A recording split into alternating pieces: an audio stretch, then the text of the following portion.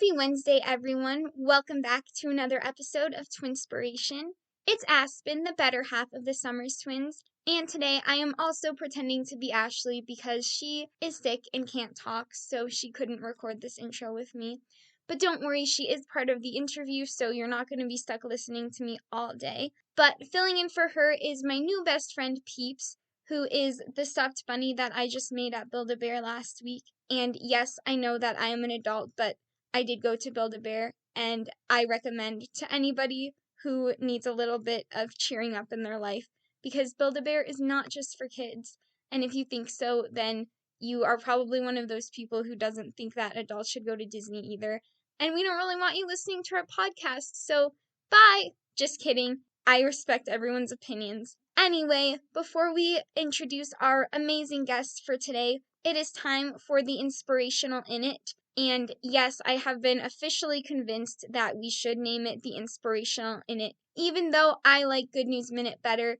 But I was visiting my godmother this weekend, and she agreed with Ashley, even though she's my godmother and not Ashley's, that she likes Inspirational in It better. So I figured that if even she agrees with Ashley, it was time to give up on Good News Minute. So for our Inspirational in It today, we have a story that I think is really incredible. There's this man in Cambridge named Jason Arde who was diagnosed with autism when he was little, and he couldn't even speak until he was 11 years old and didn't learn to read or write until he was 18. That was nearly 20 years ago when he learned how to read and write. Now he is 37, and he is about to become the youngest Black person ever appointed as a professor at the University of Cambridge, which is just absolutely incredible that he couldn't even read and write until he was 18, and now he's going to be a professor. What an inspirational story, and the amount of dedication and work that he must have had to achieve this phenomenal achievement for anybody to become a professor, much less somebody who couldn't read until they were 18, is absolutely incredible. And I think it's just a really great reminder that no matter what obstacles you're facing, even if something seems absolutely impossible and out of reach, it's not. Nothing's impossible, really. There's plenty of times where I'm like, this is just impossible. There's no matter how hard I work or no matter what I do, I can never achieve this thing. But you can, so never give up. It's never too late. You're never too far behind. And I think that our guest today can really speak to getting through things when times seem like they're at their worst, because she has gone through so much but just kept the most grateful and positive attitude through everything. And honestly, since we did her interview, I've been reminding myself every day to have gratitude for the little things. I hope to be like her and be able to be grateful for everything that I've gone through. So today I am so pleased to introduce Erika K. who is a breast cancer survivor and an author. Her book, Cancer and Other Things I'm Grateful For, is coming out in June, but she is also a very dear family friend. She worked for my parents when I was very young, and Ashley and I have known her for probably 12 years. She obviously used to live in Colorado, where we live, and her daughter was our favorite babysitter on the planet. We would get so excited every time Erika would come to our house because we just loved her, and so we were really excited to get to have her as a guest on our show today, and we are so grateful that she came and shared her story with us. So without further ado, here is Erika K. Well, thank you so much for agreeing to do this. First of all, it's great to see you, and we're super excited to get to talk to you. You too. I mean, I haven't seen you girls that much in these last few years. I saw you last summer for a little bit out in your backyard, but it's so awesome to see you guys doing great things. And I always love getting the updates from your dad. So great to see you in person. All right, well, I guess we can just jump in if you're ready. I am ready, yes. So I understand, right, that it's audio and the video isn't on. Yes. Okay. I just wanted to make sure because I don't think this is very, I mean,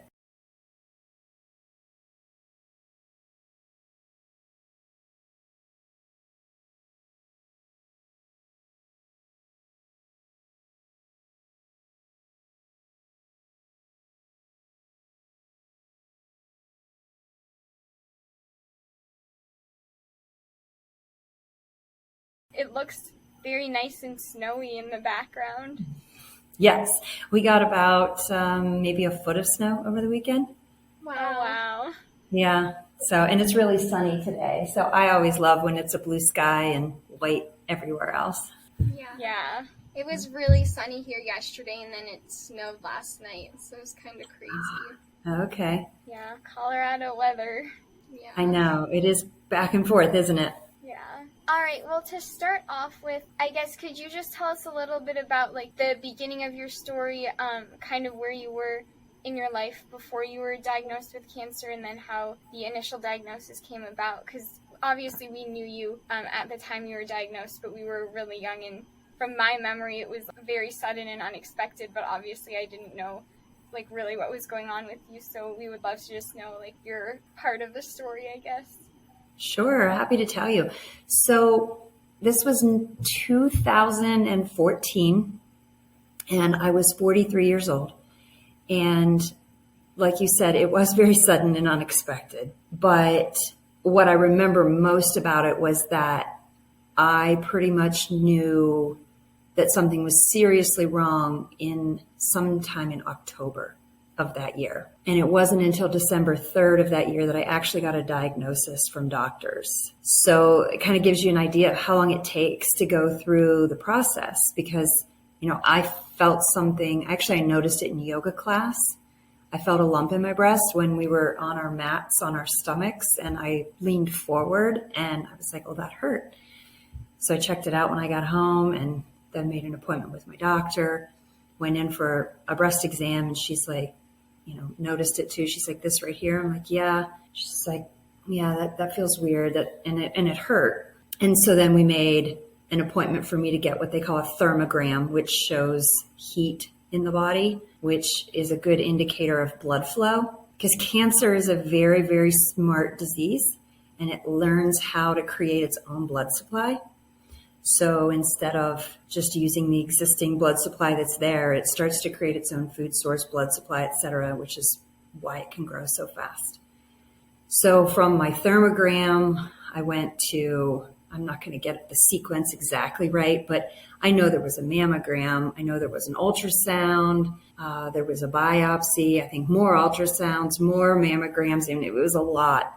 And so it wasn't until December 3rd, they called me. I was actually at your house when the call came. I was there getting ready for my work day because life goes on. You know, I was still working races with your mom and dad, and I was selling sponsorships at the time too. So life was continuing. And I got the call when I was at your house that morning. It came in very early, like 5 minutes after I arrived. And they said basically the biopsy was positive for malignancy, and that they thought I should start, you know, talking to doctors right away and figuring out my treatment plan. So I told your mom and dad. They knew the call was expected. And so I said bye and went back home and started the planning. So that's kind of where I was. I was otherwise very healthy. I had always been very into running, of course, yoga. I enjoyed hiking and just lots of outdoor kind of things. I was always a very healthy eater, despite the fact that I do eat bacon, girls. I'll just let you know. I love bacon, but, you know, it was kind of surprising, but at the same time, you know, cancer doesn't discriminate really. It's not based on who's healthy and who's not. That sounds like kind of a crazy process of it being 3 months from when you noticed something was wrong until you got a diagnosis. So can you talk us through a little bit like what that was like, waiting through all of that, and like how you were feeling and how you dealt with all of that? It was difficult to both know and not know at the same time, because every doctor appointment, every assistant, every mammogram technician, everyone that I saw, no one was like, oh, it's probably nothing. We'll just do this ultrasound and make sure. I mean, everybody was like, yeah, we need to get you scheduled for the next test. And so it sunk in gradually. The time when I had, like, it really sunk in the most for me, the gravity really hit me, was when I had that thermogram test that I talked about, because the technician, she had put up other exams for me to look at. And she's like, no, this is normal breast tissue. when there's no cancer present, everything is blue and green and purple and very cool light colors. She said, now here's an example of a patient who did have advanced breast cancer, and you can see it's very red and orange and yellow. Okay. And so I was like, okay. And she's like, now we're going to take a look at your exam and we'll get a feel. And she doesn't diagnose. She just does the test and then recommends further testing. So she put my exam up there. And when I looked at my left breast, it was red, orange, and yellow. And my right breast was purple, green, and blue. And it was in that moment that I sat there and I was like, wow. And I thought to myself, well, I really do have cancer. And she didn't say that, of course, but that was when I first realized. And so I just kept going from test to test. And as everyone saw me, they just kept saying more like, yeah, now you need to move on to a mammogram, and now you need an ultrasound, and now you need a biopsy. And no one was smiling or giving me reassuring thoughts. Everyone was very filled with seriousness and lots of scheduling. I think that my overriding instinct during that time was just to get all my ducks in a row, like get everything organized, like figure out like what hospital would I want to go to if I have to, what doctor would I want to see, what are my insurance benefits? Like I started just getting all this information gathered and then started looking at, well, what can I do? If I do have this, what can I do to help? What can I be doing that's actually hurting that I could stop doing? And just tried to come up with as much of a plan in my head as I could. So it was very frustrating. I mean, to talk about how I felt during that time, it was like I was doing something about it, but not yet doing anything about it. I was still just waiting for the go signal. So I think that when that call came in that morning, that was it. I was like, okay, I have a diagnosis. I was on the phone that day. I had a list of doctors and I was just ready. I was feeling helpless, I think was really the overriding emotion. And once I got the diagnosis and I was allowed to move forward with getting treated, my mindset sort of switched into a proactive feeling. And that was very helpful, actually. Yeah, I can imagine. I mean, it sounds like it would just be really scary and just feel like you had such a loss of control sitting around knowing that, or being pretty sure that you had cancer, but not really being able to do anything about it. So then would you say when you got the diagnosis, was it more scary, like having a confirmation of your fear, I guess, or was it more of a relief that you were able to start moving forward? Yeah, Aspen, I think it was actually a relief. I know people might think that sounds crazy, but I already knew the pain was getting worse. My breast was swelling. The tumor was growing. So I just wanted them to say yes. And so I could move forward. So yeah, it was definitely a relief and, scary at the same time because I didn't know, but at least I was able to do something at that point and not feel so helpless, like you said. I know part of your book you talk about how you sought out a lot of complementary care, like yoga and meditation and other things like that, which it sounds like you really, like you said, took a very proactive mindset and tried to do everything that you could to, I feel like, take control of something that was trying to take control of your life. So can you talk a little bit about what you did to seek out additional care and how that helped you? Sure, I'd be happy to. It was really a large part of my overall treatment, even though, the oncology treatments are so front and center. I had to have chemotherapy. I had a bilateral mastectomy, which means both sides, and I had radiation therapy. And then after all that was completed, there was an amount of recovery, and then I went through reconstructive surgery. So the entire process took about 18 months. And I will say that at the very beginning, one of my doctors said to me, this is going to be a really hard 18 months. And I didn't even mind hearing that. I was like, a hard 18 months I can do. That's fine. I'll get through this. But what he didn't say was, we don't know. We don't know if you'll live. We don't know. I mean, he was like, we think you're very curable, but it's going to be a hard 18 months. And I was like, it's fine. I can, I can just buckle down. We'll do this.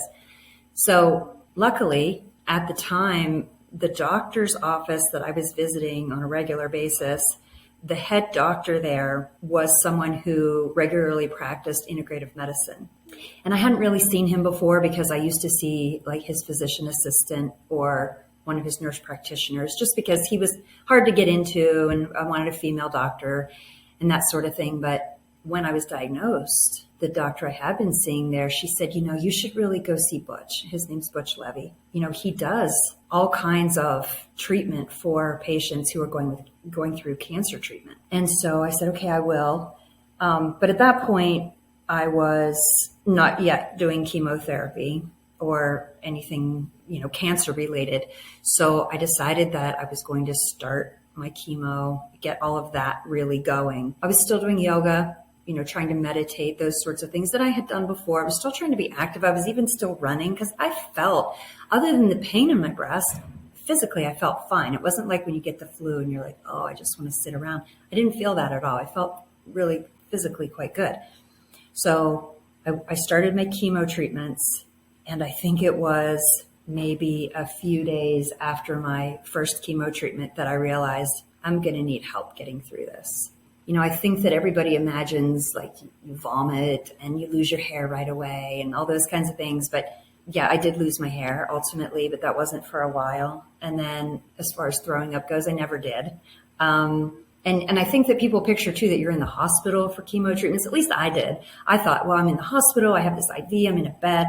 That wasn't true. I came in as an outpatient and I did about 6 hours of an infusion into my arm. And then I went home. My treatments were 21 days apart. So it was in those first 10 to 11 days after my treatment that I was really ill. I had severe diarrhea, severe weakness.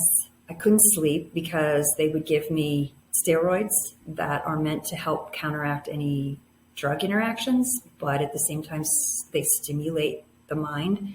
I had a really hard time trying to sleep during that period. And so that's when I finally said, you know what, I need help. So I went to Butch and he started doing acupuncture with me and Chinese herbs right away. And the first time I went into him, he said to me, he's like, how do you feel? And I was like, oh, I feel like shit. And he said, yeah, you look like you feel like shit. And I was like, well, thanks. And he's like, let's do something about that. And I was like, yes, let's do something about that. And so he took me back into an exam room. We started doing acupuncture. He got me this bag of herbs and a whole list of how I should take them, when I should take them, with food, in the morning, whatever, all the different things. And it was like night and day. I really, at that point, I thought, I can't do another chemo treatment. I was really not able to leave my house because the symptoms were so severe. So then he said, for your next treatment, schedule an appointment with me either the same day or the very next day. And I want you to come in and we'll just do it this way throughout all of chemo. And we did. And it made a humongous difference for me. I mean, my blood pressure had dropped from like a normal rate of whatever, I don't know, 110 over 80 or something. I was down to 78 over 58 the day that I went in to see him. And I drove there and he said, you shouldn't be driving. You're really, needing some assistance here. Let's get you some help. So those treatments lasted me all through chemo, but I started doing other complementary therapies in the meantime, which the main one was psychotherapy. So I started seeing a woman in Boulder, Colorado, and she was amazing. And she helped me just shed light on what was happening in a way that I had never thought about before. She said to me, what if you had chosen this? What if you had chosen to have cancer? How would you look at it differently? She said, because you've chosen to do hard things before, right? And I'm like, sure. She said, well, think about maybe someone who decides that they want to climb Mount Everest. And when they're here in the States, say, it sounds like a great idea. They're very excited. They get all amped up thinking about, I'm going to be on the highest point of the earth and all of those things. And it sounds great. And then you get there and the reality sets in. Things start to become difficult. You're actually on the climb and your breathing is deteriorating. You're experiencing frostbite, all these things.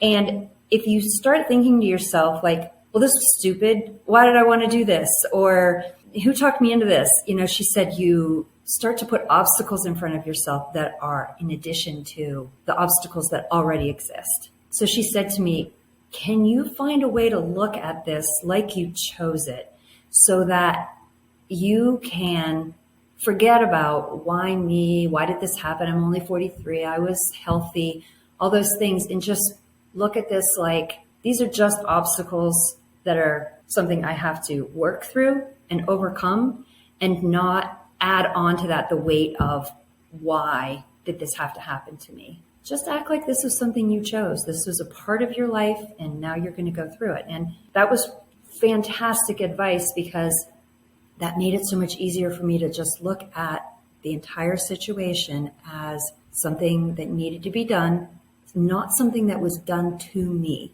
I didn't like that feeling of you have to battle cancer.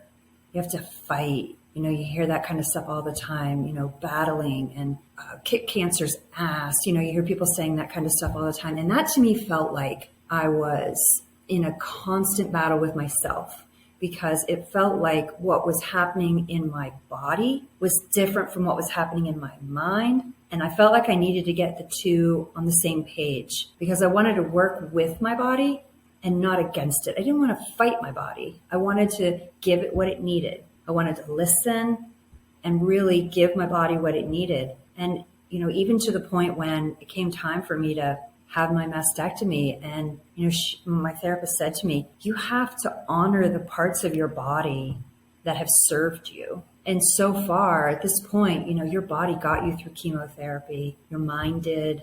You have to grieve the process that you're about to go through. You have to say goodbye to your breasts, and out loud say thank you for everything that they've done. Like, you had 2 children that you breastfed. All of the things that have gotten you here that you have to now say goodbye to. Release them, say thank you, and be grateful, not only for what they've done for you, but what your body is about to do again. And so I think that having those mindsets of not having to overlook or overcome obstacles that I was throwing up for myself, but just overcoming the obstacles that were a natural part of the cancer treatment, and then being grateful for everything along the way, not just the things you ask for, because I think it's easy to be grateful for, you're happy on Christmas morning when you get the gift you want, or your birthday, or whatever it is, or you wanted a job and you get it and you're very happy. But what about being grateful for things that come into your life that maybe don't seem so great at the beginning? Maybe you didn't want them, but you find a way to accept them, first of all, and then learn to have gratitude because of what these things mean in your life, what they teach you, and allow you to be grateful for the other things. Like, I never would have thought about being grateful for chemotherapy, because what chemo makes you sick and makes you lose your hair and does all of these things. And, it's really harsh on a lot of your systems, but it kills cancer. And it was successful for me. So I ended up becoming thankful for things that I didn't know I would ever in a million years say I was thankful for. Wow. I mean, first of all, that's just such an incredible mindset to have. And I can't imagine how difficult it was to shift your mindset to being grateful in a time when you were going through what I would have to imagine was one of the hardest things you've ever gone through. But I think everybody has at some point in their life had a why me moment where you just feel so resentful of something that's happening with you. And at least for me, I feel like it's so easy to just get into the mindset of the world is against you. And so I just think that's so inspiring that you were able to have that outlook of being grateful. And I wanted to ask, because you call your book Cancer and Other Things That I'm Grateful For, so looking back, are you ultimately grateful that you had gone through cancer? Yes, the short answer is yes. I am grateful for having gone through cancer. And, I address this in the book. I'm like, am I crazy? I'm not crazy. I just feel like without having gone through cancer, there's so much I would not have learned. There's so much I would not have done. And there's so many other things I wouldn't have ever known to be grateful for. And I think that is the main thing that cancer taught me was gratitude is really about being thankful for the things you already have. They talk a lot in circles about gratitude, where they say if you don't, imagine that you haven't expressed gratitude for all the things that you use today. I didn't think about being grateful that, let's say, I have oil in my engine. But if all of a sudden I broke down while I was driving, that would be like the number one thing that would cause me a problem, right? I would be so mad, like, can't believe I missed my oil change. And now here I'm dealing with this. Well, we don't think about something until it causes us a problem typically. And I think that, a mindset of gratitude has allowed me to look at things that I already have and be thankful for them. And, I used to be laying there in bed when I was going through chemo and feeling very sick, and literally sometimes rolling over in bed got my heart rate going because the medication I was taking was really hard on my heart. And I remember laying there thinking, but I have a bed, right? I rolled over in bed and my heart started pounding, and I could be angry about that or scared about that or whatever. But in the end, it's like, but I know that this is a side effect. I know that my heart is safe. I have a bed to be lying in. I have a roof to be sleeping under. I have medication that is causing this. And even though it is causing a side effect, other side effect is that it does kill cancer cells. And so you start to become grateful for every little thing that you have. And it's not what you get or the good outcomes that come along with it, but what you actually already have becomes that much more important in your life because it's already there. It's always been there. So I wouldn't have thought to say thank you to my legs. Thank you, legs, for getting me up the stairs. Well, that was hard. I just walked up this flight of stairs, and when I got to the top, I was feeling dizzy, had to hold on to the wall, all of those things. But I would start to say thank you. Just thank you for getting me here. I wanted to get up the stairs and I got here.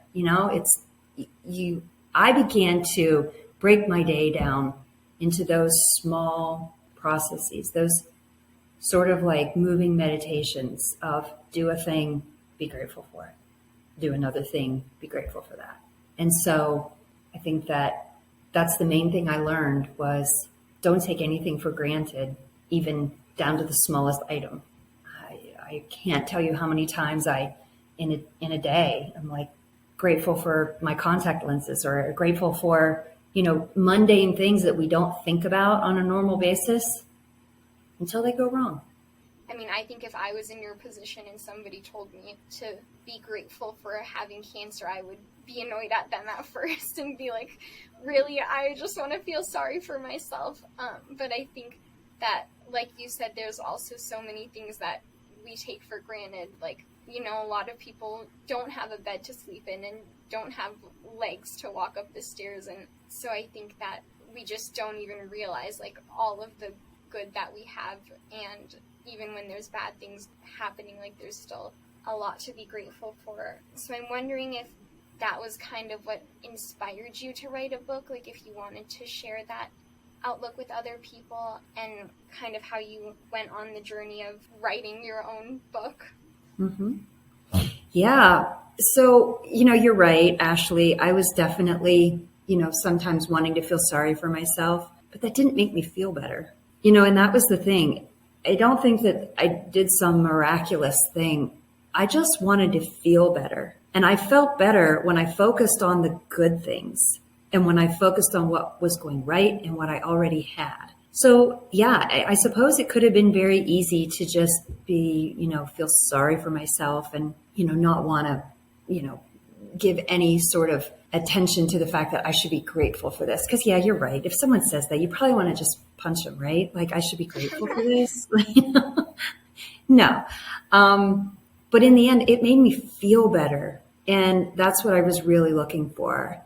And I think that, so to answer your question about the book writing, the writing of the book really started just a few days after I got my diagnosis.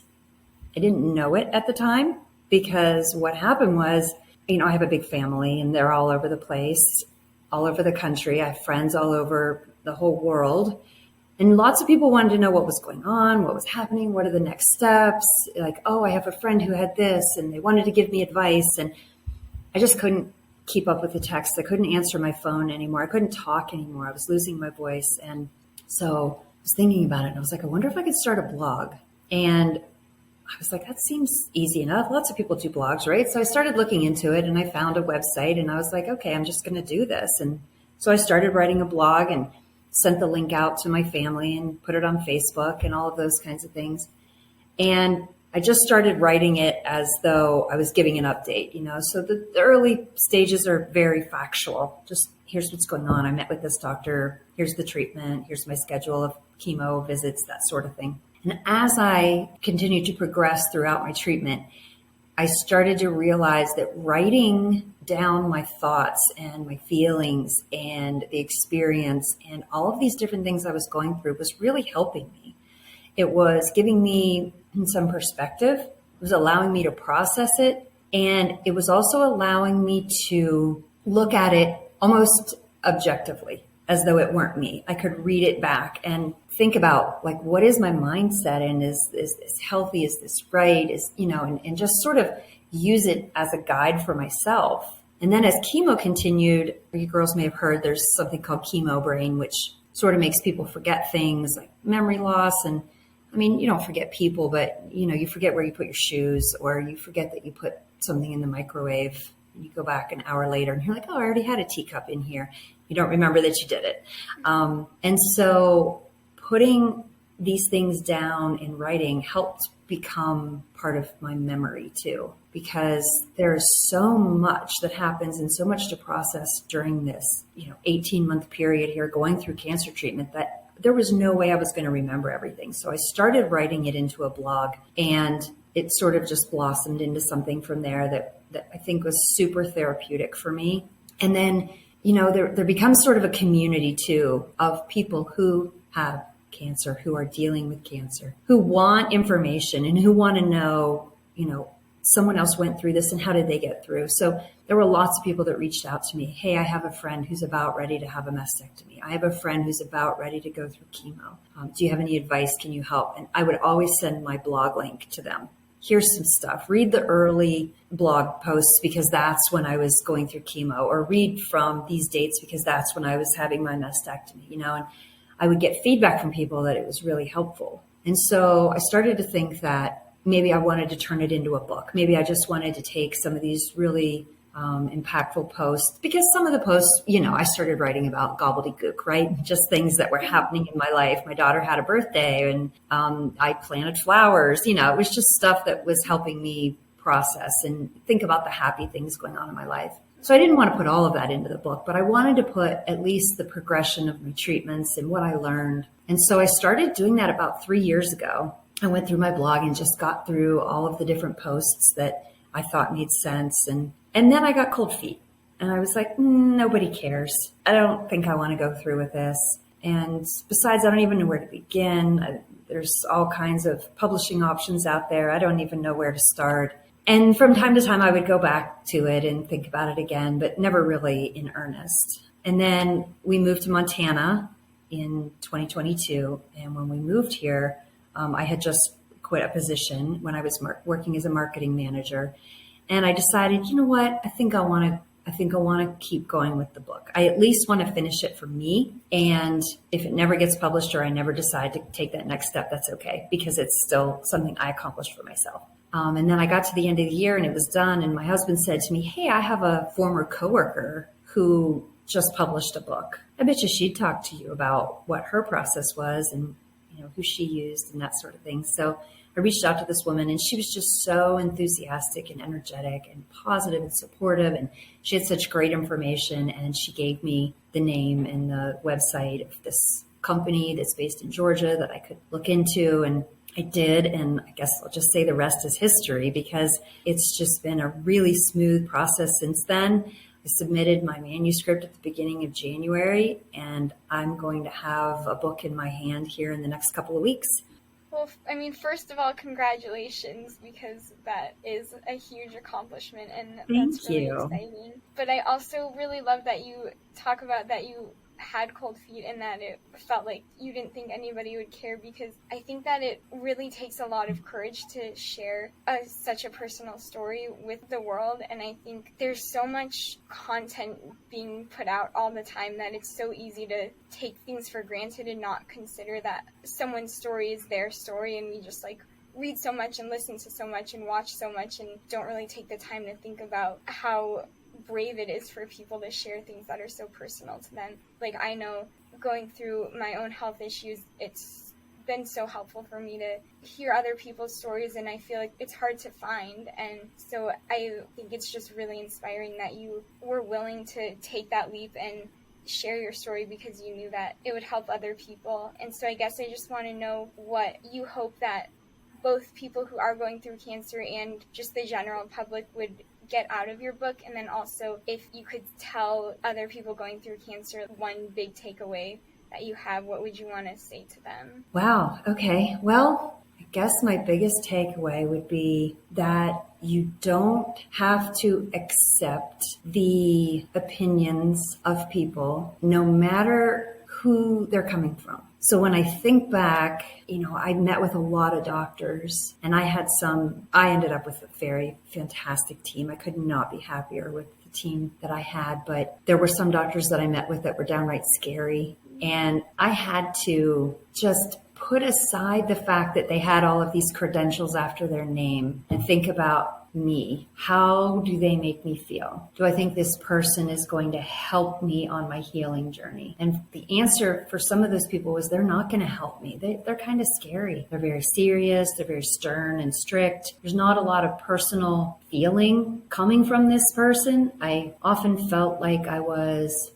a good candidate for a clinical trial, or I was a potential good outcome for them, but I wasn't Erika to them. I wasn't someone that they wanted to help. I was a patient that they were supposed to help. And so I think that would be my advice, is advocate for yourself. And sometimes advocating doesn't have to mean, standing up on a chair and shouting like, no, I don't want that. Sometimes it's very quiet, internal self-advocacy. Sometimes it's like, I don't like the way that person makes me feel. Or it's, I don't like that advice. I don't want to follow that advice. That doesn't feel right to me. And so it's these sort of small acts that add up to a bigger picture of getting the care you need by the people you want to be surrounding yourself with, because the mind is so powerful during this, that having the right people around you and on your team and focusing on what's right for you as an individual that's paramount. I don't feel like it's possible to get through this when you're maybe at odds with a doctor who doesn't agree with you having Chinese herbs or acupuncture, or who, like for instance, when I was going through radiation, my radiation therapist allowed me to use all kinds of skincare treatments on my skin as long as during treatment it was clean. So as soon as treatment was over, I could put all of the soothing, cooling, healing, therapeutic things on my skin that I wanted, as long as the next morning I took a shower and went to treatment with clean, bare skin. Many doctors don't allow that. And I can't imagine going through and having a successful treatment if you're at odds with any part of the process. And so that has to be the treatment, the order of the treatments. That's another thing that a patient gets to choose based on advice from doctors. Do I do chemo first? Do I do mastectomy first? It just depends. There's different opinions, all the way through to the complementary care that you're going to choose, and having psychotherapy and all the things that you're going to do for yourself. If you're at odds with any of those, or your doctors aren't on board, it's not going to be as successful as it would be if everyone is on the same page. And so I think that would be the biggest takeaway. And the thing that I would say to people is, yes, these things worked for me. I loved having acupuncture. It was very helpful. I went through acupuncture and Chinese herbs. I did meditation. I did yoga on a regular basis. I did craniosacral therapy. I did physical therapy. I did regular massage. And all of these things together worked for me. But that doesn't mean that they would work for everyone. And I just encourage people to seek out the things that work for them, because that's all we can do, is what works best for you. I think that complementary care, integrative medicine is extremely useful in getting a person through the big 3 cancer treatments. I don't know that I would have made it through if I didn't have the complementary treatments to help me manage the side effects of all of the other stuff. But there may be more out there now that I don't know about, I didn't have experience with, or some other things that other people are already doing. I just advocate that others advocate for themselves. Be your own best advocate. Yeah, I think that is great advice. I think that it's easy to lose sight of that it's about you, and I love that you said you didn't feel like they saw you as Erika, and I think it's so important that you continue to see yourself as a person and not just as a patient or as an entity, because I mean, I think there's a lot of really incredible doctors and medical professionals out there, and I think there's also some who aren't necessarily so incredible, and I'm sure that your treatment team makes a huge difference on how easy or hard it is to get through what you're going through. I know we've monopolized a lot of your time, so we will wrap up soon. Will you just tell everyone when and where they can get your book? Yes. So it's not ready quite yet. We're still in the design phase. So we're done with all of the editing. I have a front and back cover ready, but we're getting the insides ready to go. So it's going to be launched in June. And when it is, it's going to be on Amazon, and it's going to be on bnn.com. So that's barnesandnoble.com. And the name of the book is Cancer and Other Things I'm Grateful For. And my full name is Erika K. Wolf. So that's the author's name that you'll want to look for. When I have an actual link, I'm happy to share it with you girls. And if you want to put it out there, you can. But it's not actually available for purchase quite yet. Well, we're excited to read it and to share it with everybody when it is ready. Thank you. So our last two questions are just like our fun questions. So first of all, do you have a favorite inspirational quote that you want to share? Wow. Let me see. I have so many. I even put a few in my book, but I think that the one that stands out most to me is, so there's a yogic guru. His name is BKS Iyengar. And the quote that sticks with me the most is that yoga teaches us to cure what need not be endured and to endure what cannot be cured. And I like this because it taught me a lot about my treatment, because there was stuff that I couldn't do anything about, and I had to learn how to manage that. But there was an awful lot that I could do something about, and I felt like it was a good reminder to me that I could do something about those things, and I chose to. Yeah, I love that. And then our last question is, obviously, you know, we're identical twins, which, by the way, I'm very impressed that you have been able to tell us apart and we're on video and you haven't seen us in a long time. But we were wondering, if you could have an identical twin, do you think that you would want one? That's interesting. I think I would. I think that's such a unique thing. I mean, it's even though you two are identical twins, to say that that's unique, it is a unique situation that you're in. And I think that would be really cool, because I have a feeling, and tell me if I'm wrong, but I have a feeling that there's a lot that goes on between you two that can be unsaid. That you guys kind of get it. You could kind of give each other a look maybe, and you understand what the other one's thinking. So I think that would be cool. Yeah, we can definitely like read each other's minds a little bit. Like, not in the way that people think twins are like clairvoyants, but can be sitting at the dinner table and we'll like look at our dad is rambling on about something and we're just like, we get what the other one is thinking. Yeah. Well, it's funny that you said I can tell you guys apart now, because when I first met you, and you were very little, I don't even remember when I very first met you, how old you would have been, like single digits anyway. Yeah, I don't remember, but I feel like we must have been 8 or something. Yeah. And it was hard for me to tell you apart at that point. And now that I know you, it's funny to me that I ever had a problem, because I feel like you're such distinct individuals that it's very easy. I even think I can tell the difference in your voices, even if I couldn't see you right now, that I would still know who you are.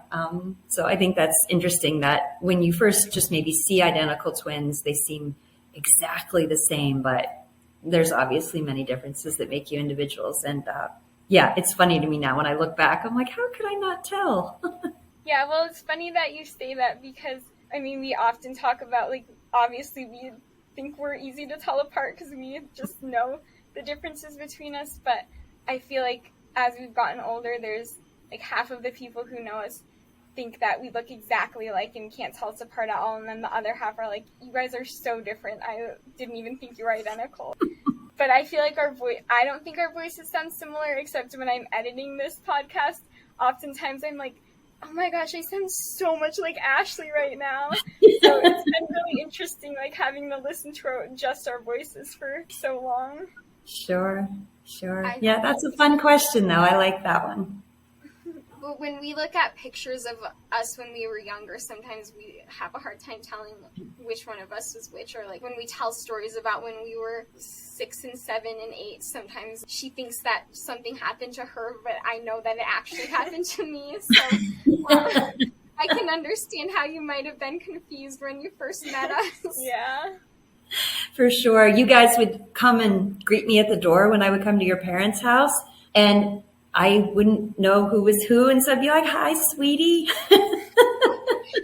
Well, I remember a few people that worked for our parents would just call us girls, so Yeah. I you were like sweetie or something, and it wasn't so obvious that you didn't know who was who.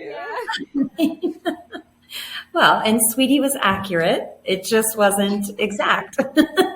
Except for all the times we fought when you were at our house, you probably would have wanted an identical twin then, because we were always, like, yelling at each other. Yeah. I don't remember much of that, to be honest. I remember a lot of baking. Oh, really? No, I don't remember a lot of fighting. Yeah, there was a lot of baking. There were some creepy baby dolls in the basement. Yes. Yeah, good memories of you girls always, though. Well, we definitely miss you Yeah. working with our parents, and we hope that you'll be back in Colorado sometime and we can see you more.